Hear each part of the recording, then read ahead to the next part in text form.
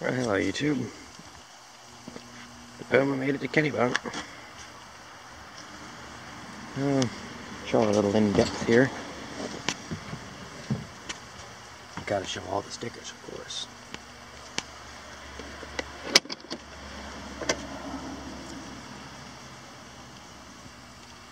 Toolbox.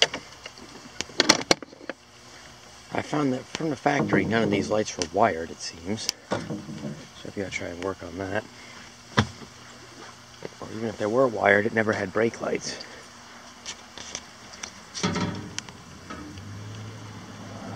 Still in pretty nice shape.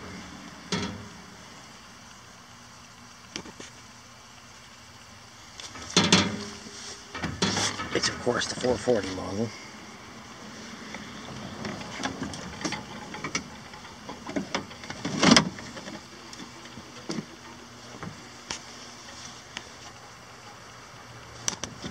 I gotta clean it up, but it's filthy from last year. It's a T1A 440 SIB. It's got the Walbro. What is this thing? HD27A Walbro carb. I added a primer to it because this thing was almost impossible to start. Forget Ratfink. We gotta fix the brake. I gotta put a new belt in. It's just numerous little things. Nice little motor. I put a new exhaust in it, new old stock muffler, and a used manifold. The first one I could find. They're not particularly easy to find, I've found. No pun intended. It's the original seat, from what I'm told. Tank's original and clean. Speedometer to 100. I put about 500 miles on it since I got her. Maybe 400, right around there. The light switch does nothing. As you can see, the high beam switch is broken. Cutout still works. Little mirrors back on. It's cracked here. Take the center. Yeah, right here. Check on when it's crooked again. It's got the high-rise handlebars, choke, and the pump primer. Someone cut the dash to stick a single thermometer in there for temperature gauge, whatever you want to call it, and that never worked. It only ran on one cylinder anyway, and the side of the dashboard ripped out. I mean, it's not perfect. Spider webbing down here, up here, on all the corners. Got to straighten the body in the front corner, that's bent. Of course, it's registered as an antique.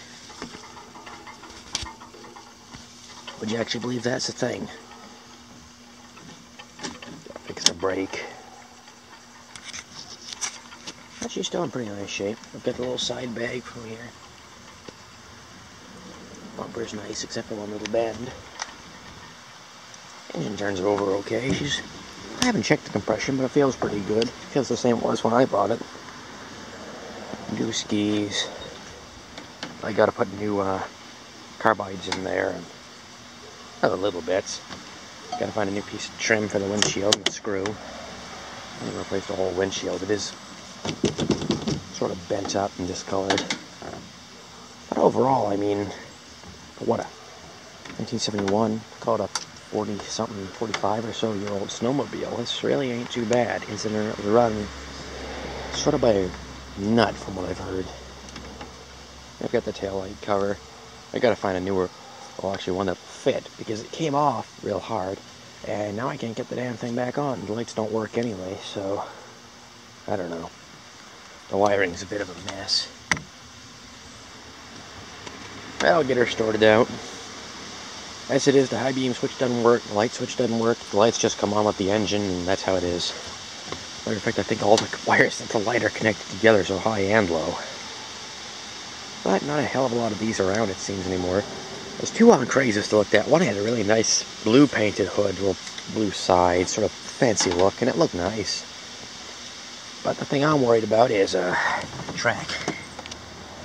As you can see, it's starting to get a little tough. The cleats seem okay. The rivets are okay. It hasn't blown apart, but that rubber's seen better days. And I don't know, I imagine anything's possible with the money, but I don't know if someone would make a new track for this, a custom, I don't know. If I can find someone, this is actually on Craigslist. I've been looking at a 1976 Polaris Colt 250.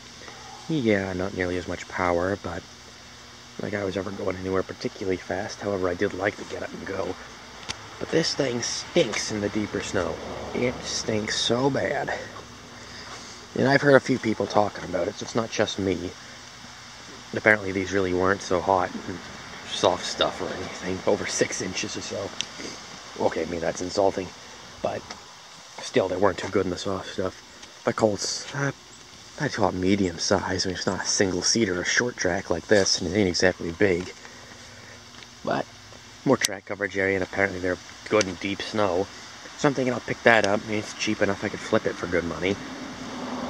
Pick that up, run both of these over the winter, see which one I like better, and sell off the other one towards the end of the season. I don't know. But I will say this old girl wasn't necessarily the greatest.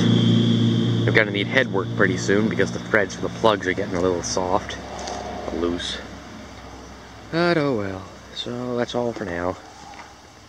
I would fire it up, but it's sort of late. So that's all for now. Bye all.